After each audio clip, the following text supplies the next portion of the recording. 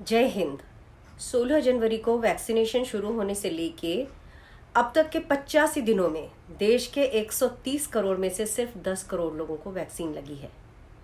इन्हीं में से लगभग 1 करोड़ लोगों को दूसरी डोज भी लगी है। हेल्थ राज्यों का विषय यानी स्टेट सब्जेक्ट है, लेकिन वैक्सीन की सप्लाई पर राज्यों का कोई हक नहीं है। पूरा वैक्सीन मिशन पहले दिन से ही केंद्र संचालित है, इसीलिए राज्यों को अपनी जरूरत के लिए केंद्र के सामने हाथ फैलाना पड़ता है।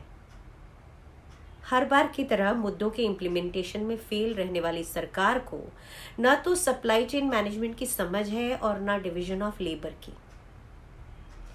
सरकार के स्टेटमेंट के अनुसार वैक्सीन स्टॉक में है, लेकिन हकीकत यह है कि कई राज्यों में वैक्सीन लोगों को उपलब्ध नहीं है। महाराष्ट्र के अलावा ओडिशा और उत्तर प्रदेश में भी वैक्सीन के स्टॉक आउट की खबरें हैं और बाकी राज्यों में भी स्थिति ज्यादा अच्छी नहीं है। ऐसे में सरकार की वैक्सीन डिप्लोमेसी या वैक्सीन का एक्सपोर्ट एक सही निर्णय है क्या? भारत के अपने 90% से ज्यादा नागरिक वैक्सीन से वंचित हैं, लेकिन सरकार ने कुछ देशों में कमर्शियल एग्रीमेंट और कुछ देशों में मानवीय मदद के नाम पर मुफ्त में वैक्सीन का एक्सपोर्ट किया है। जैसे इस तरह विश्व में खोती जा रही साख दोबारा पाई जा सकेगी। मानवीय या ह्यूमैनिटेरियन एंगल में वर्तमान सरकार वैसे भी सिर्फ नाउम्मीद करती है।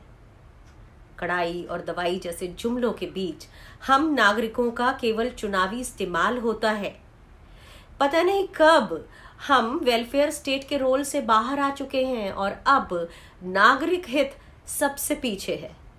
सत्ता के चुनावी हित और कॉरपोरेट हित सबसे आगे।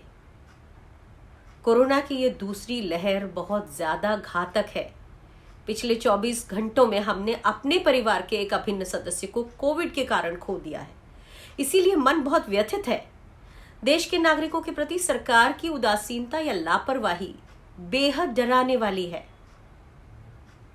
अगर केंद्र सरकार को अपने लोगों की चिंता है तो अब तुरंत प्रभाव से वैक्सीन के एक्सपोर्ट को बंद करके भारत के लोगों के प्रति उसकी 100% उपलब्धता सुनिश्चित करानी चाहिए।